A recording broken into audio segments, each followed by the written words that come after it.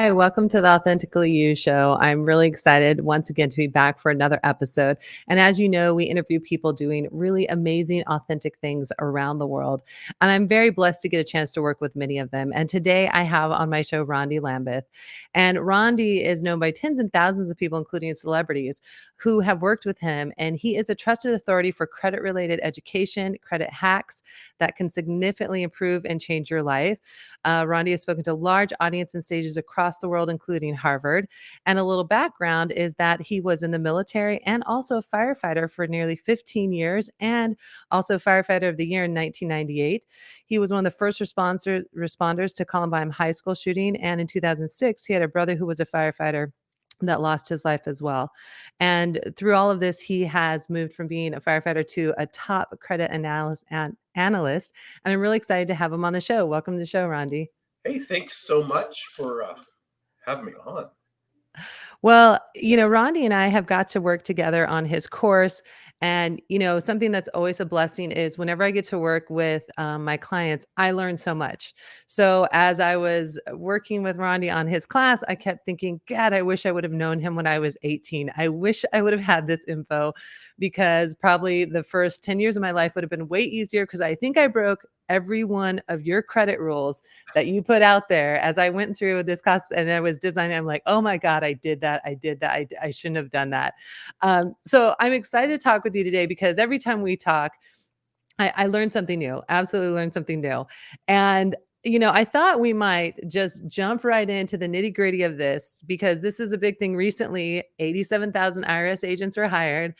Everyone is kind of freaking out about this because they don't know how this is going to affect us. And I was watching your social media and you were mentioning this.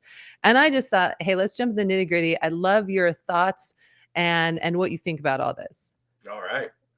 It's really interesting because about a week ago, I posted a video about the 87,000 new agents that are being hired.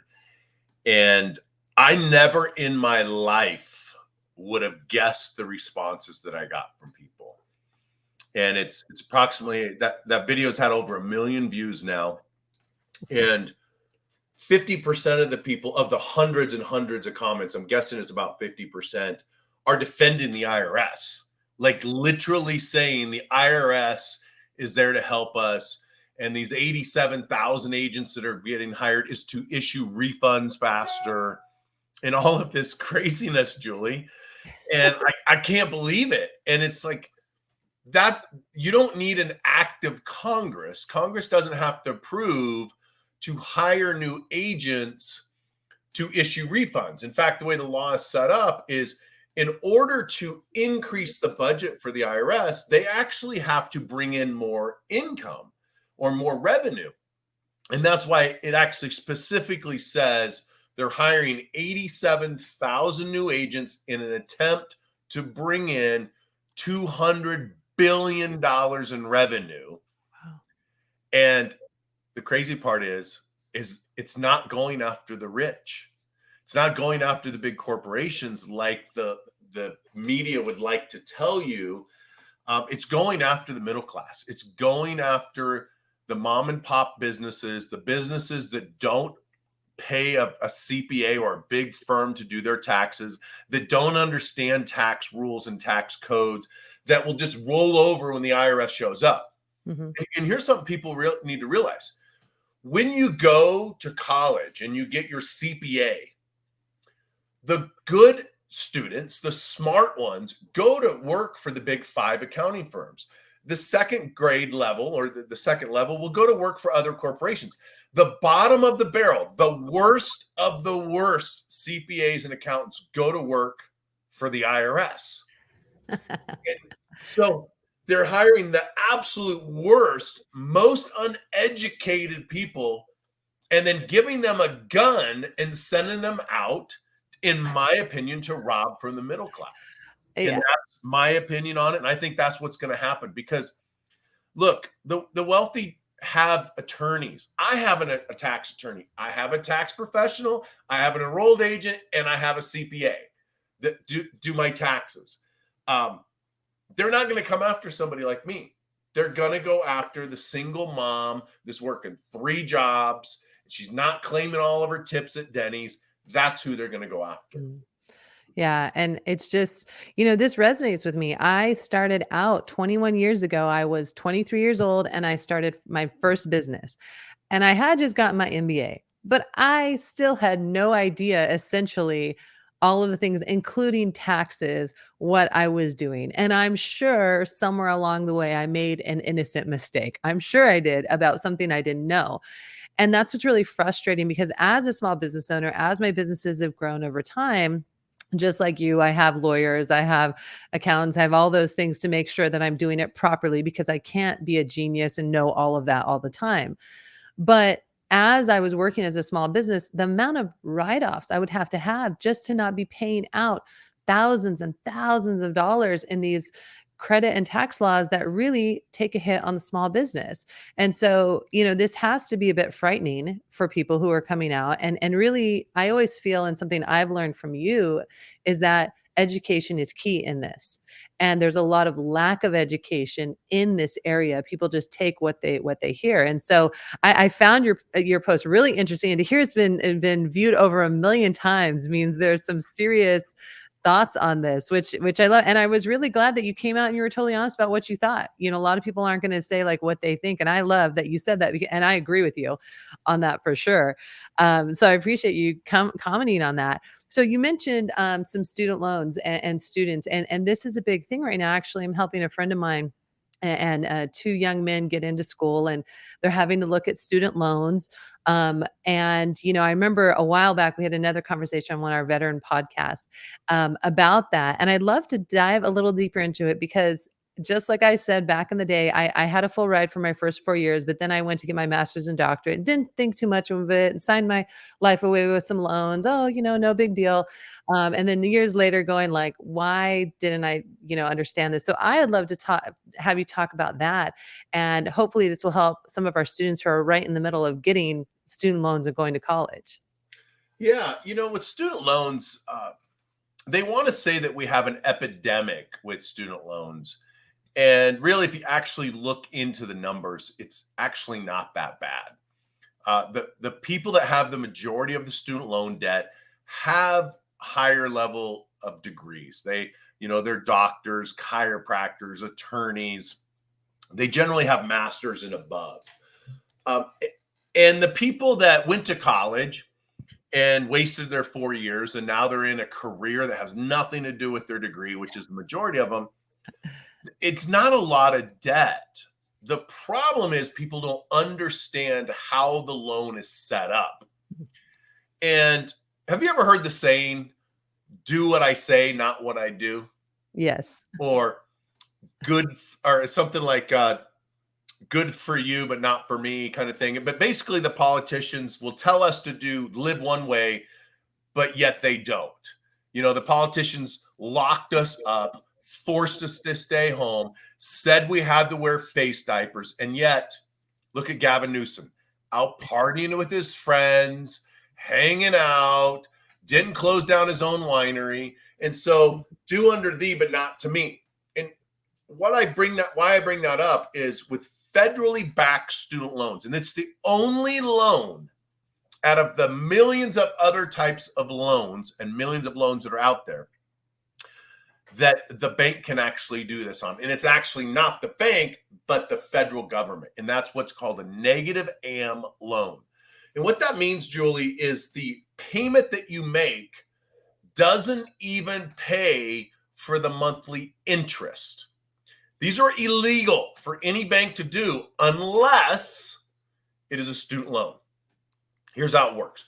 You go to college and you get a $10,000 student loan. And let's say the interest, for the sake of making it easy, is 10%. Well, let's go 5% because that's the average is 5% for student loans. So it's a $10,000 loan, 5% interest, which means it's $500 a year, essentially, in interest. You divide that by 12, your payment would be roughly $40 and change a month, like $42, $43 a month for just covering the interest, not the principal, just the interest. And so what these banks do through the permission of the federal government is they'll make your minimum payment on that $10,000 loan for the next 20 years, $30 a month.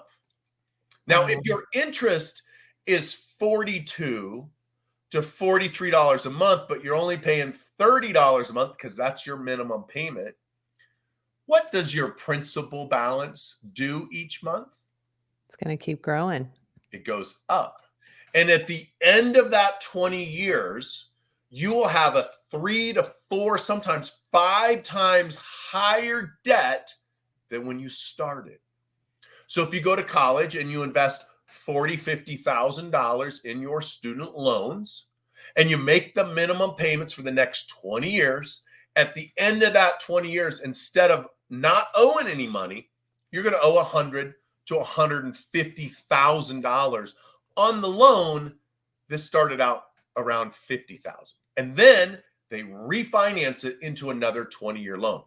That's why people can't get out of student loan debt. I see it every day. I Yeah. see people's credit reports, and I pointed out to them, I'm like, when you got this loan, it was $3,000.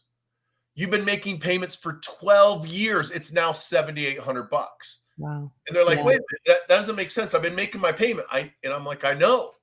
It goes up. You're not paying the interest. So it's called a negative amortized loan, negative AM loans. Yeah. Only student loans and through the permission of the federal government. So the whole system is set up against you. And it's not that college is bad. It's not the student loans are bad. It's that people aren't even paying enough Mm. to pay off the interest each month.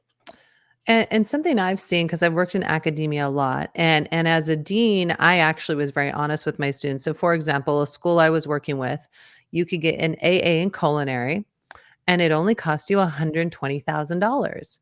And by the way, all your instructors who were teaching you did not have a degree.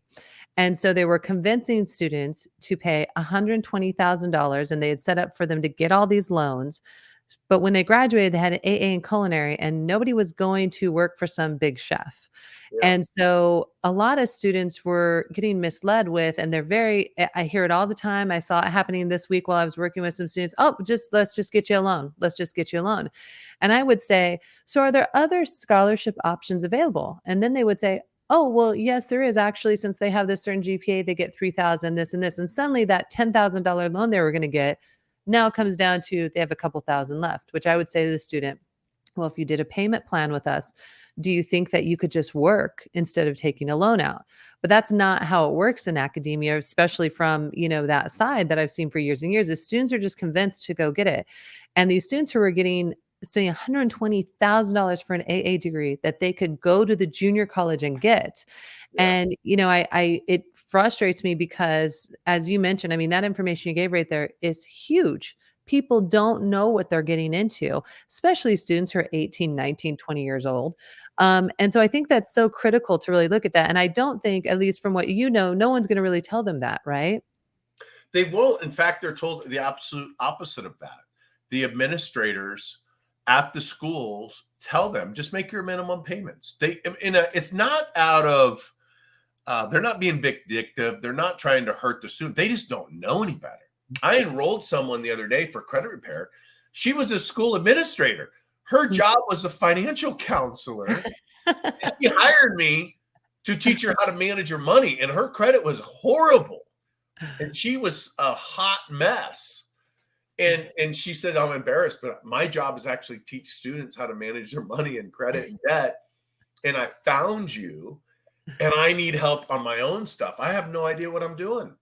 And so it's really cool that I got to enroll her into my program at Fortress University, because now she's going to go out and spread actual wisdom and knowledge to these students that's going to make a difference and help them out. Yeah, that's amazing. And I think that's a really another good point you make, is a lot of time people think that wealthy people have it all together and their credit is perfect. But I think you've actually had the opposite experience. I can tell you that they do not. Uh, a big percentage of the people who hire me are people that make several $1,000,000 a year.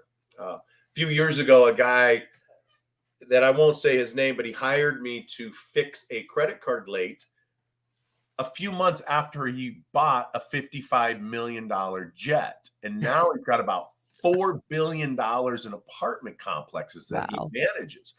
So this guy's really good with apartments and buying jets and helicopters, but as far as managing his credit, he messed it up. And I see that a lot with the NFL players. We work a lot with the NFL. For years, I was a certified credit expert for the NBA.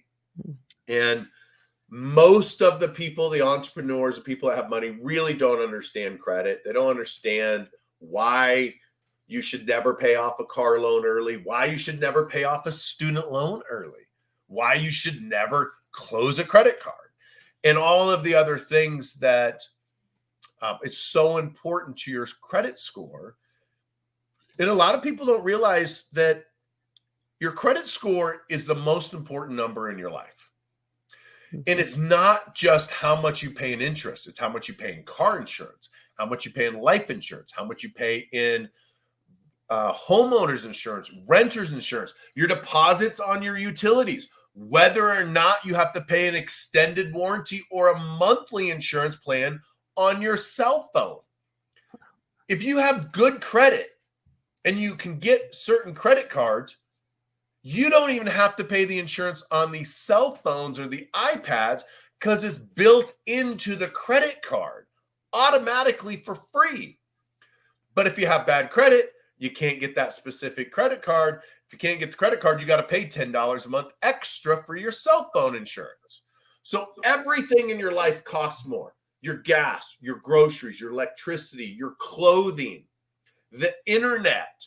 For me to do this podcast with you, if I had bad credit, I would be paying more every month for my internet than I am the way I am right now. And if we have time, I'll go into why everything costs more if you have bad credit.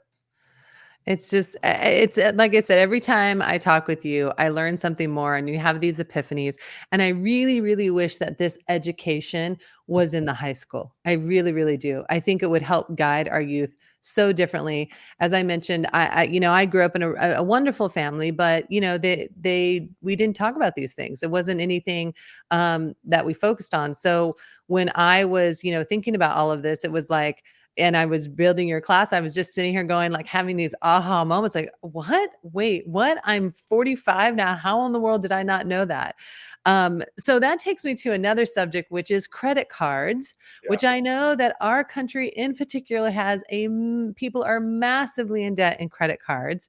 And so I want to talk about just as much as your angle on it, tips for credit cards. How do we approach this? Credit cards are the most important thing for you to have in order to have great credit. You will never, I said never, you will never have great credit without having credit cards. It is 65% of your FICO credit scores based on your credit cards and how you use them. Whether you pay your bills on time or not is only 35%. Whether or not you have a credit card is almost twice as important as whether or not you pay on time. So credit cards are extremely important. I did a video recently on social and it was why you should never use a debit card. And within literally 72 hours, it had over 1 million views, thousands of comments, and the amount of hate that I got out of this video was just mind-boggling. Of all these people defending the banks and telling me I was wrong when it came to using credit versus a debit card. And our entire society is based on credit. And credit's been around really since the caveman days. And I talk about that in the course, how credit got started back when people were living in caves. It's not something new.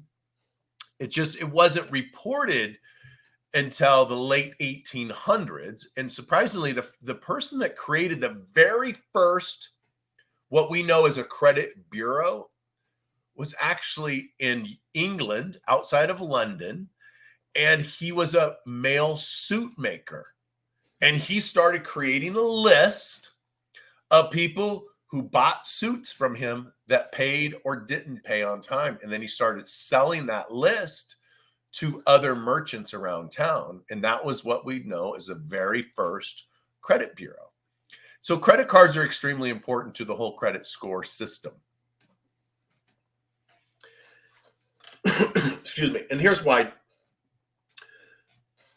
What FICO's trying to do, and FICO's been around since 1956, all they're trying to do is predict the future on whether or not you're going to pay your bills on time.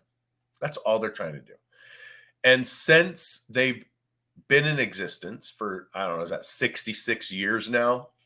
They have created hundreds of billions of credit scores. And they are extremely accurate with predicting the future. And the future is whether or not you will pay your bills on time over the next 2 years. See, they figured out that people without credit cards are more likely to not pay their bills on time. And so if you have a credit card, you're more likely to pay your bills on time. Therefore, they automatically give you a higher credit score. And if you manage the credit card properly, they give you an even higher credit score. And then if you have 3 credit cards, they give you even a higher credit score. And once those credit cards get a certain age, they give you even a higher credit score. But without the credit cards, you're never going to have great credit. You have to have credit cards. And, this is interesting because obviously my grandfather would talk about the depression a lot. And I recently just wrote a blog on how to survive a tanking economy. But he would say, put your money in a coffee can, get it out of the bank. He'd had that really bad experience. Don't have any credit cards, pay cash for everything. And I get that. Obviously, that was a very different time. But as you mentioned, I mean, our credit score is connected to everything. It's shocking how much it controls your life, from buying houses to cars to, like you said, just trying to get the basic things of internet and phones and things like that. And I hear a lot of people say all the time to me, and you could tell me how this kind of negatively affects our credit: just pay off all your cards, have zero debt. So when someone does that, how does that affect their credit, even though people think their credit's going to get better?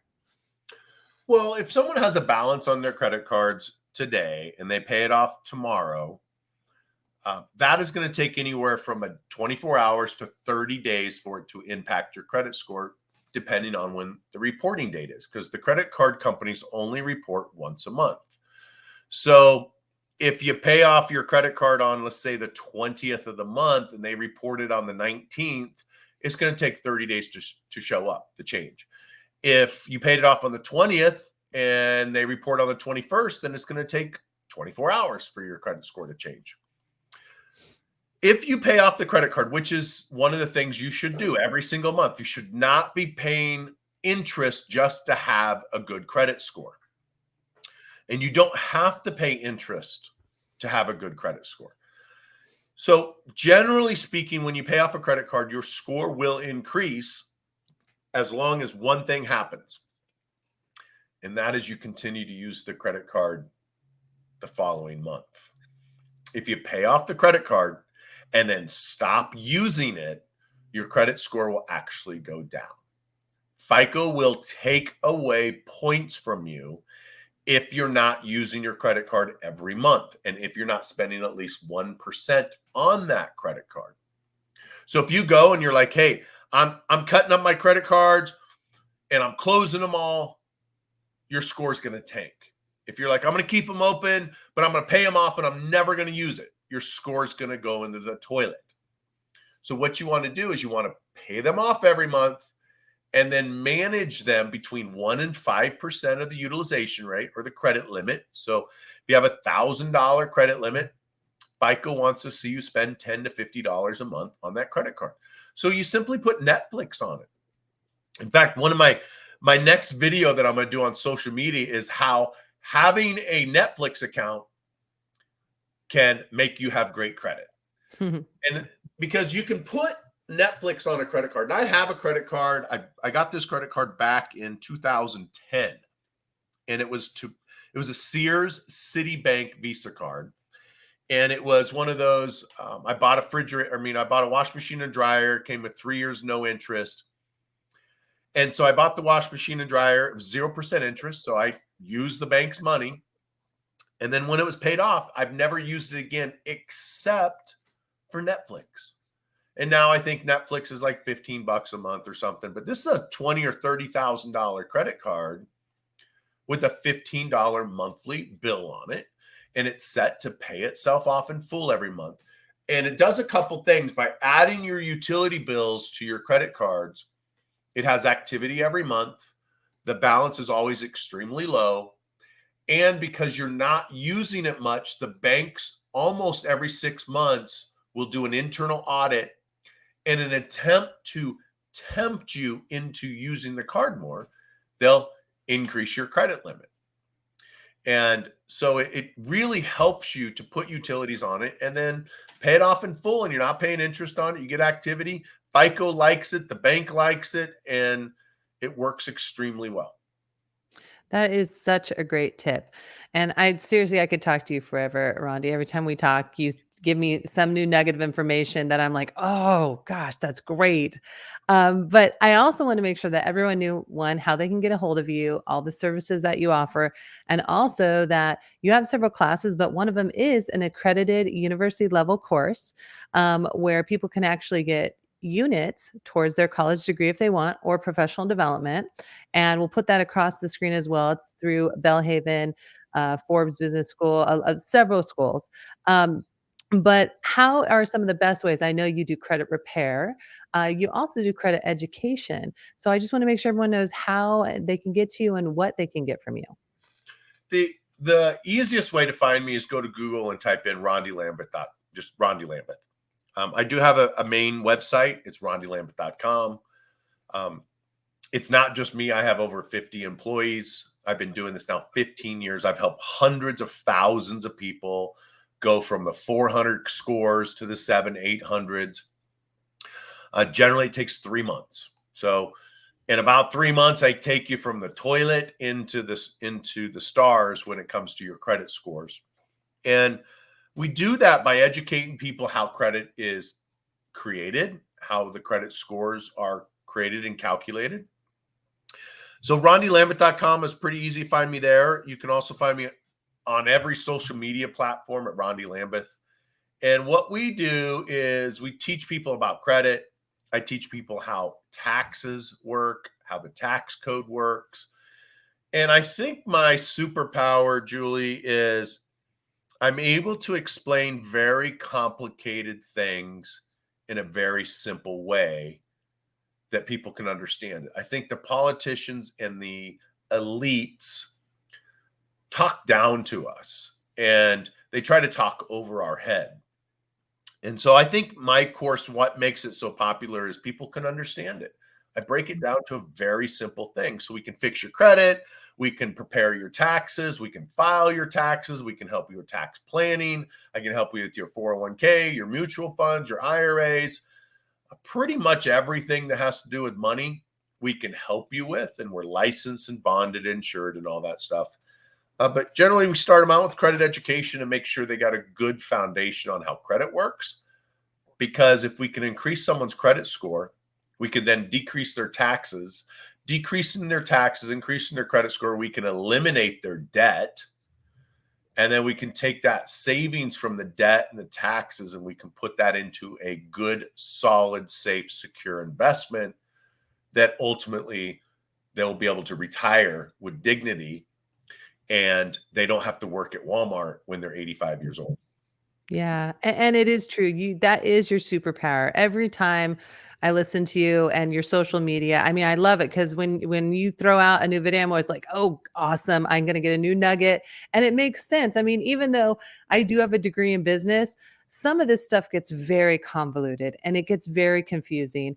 And I know every year I sit with my tax person and we go over all the new laws and the things and all the hoops we have to jump through everything, and you sit there and it can be overwhelming. Yeah. And so being able to have just a basic understanding so we don't get taken advantage of and a guide is something that you guys do so well.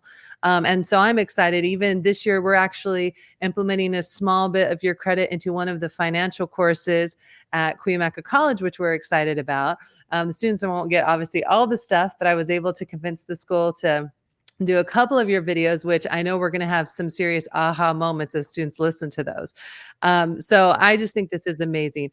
Well, once again, we've got all the links and everything running across the screen. So you guys definitely have to check out what Ronnie's doing. He has some amazing education, as you just heard on our podcast, but also on his website.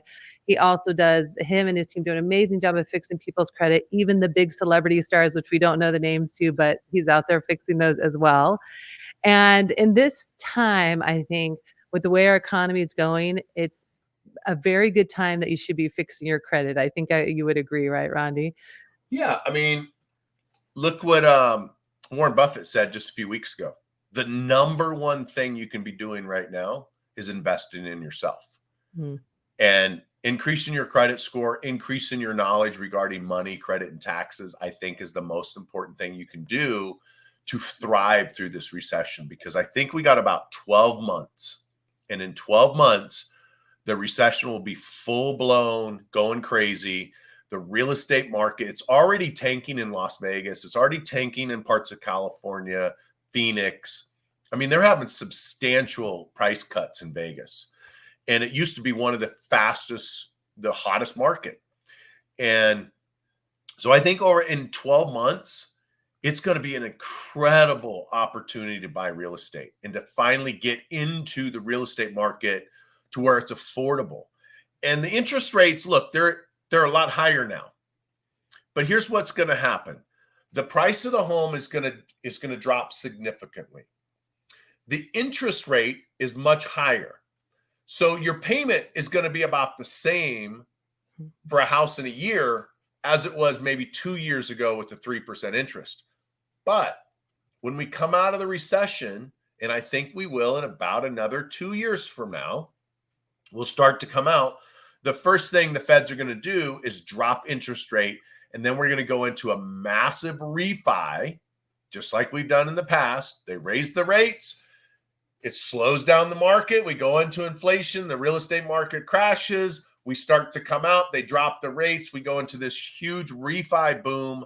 The rest of the market booms. And now that house you bought on sale, you can refinance it, dropping your payment significantly. And then it starts the whole boom bust thing over again.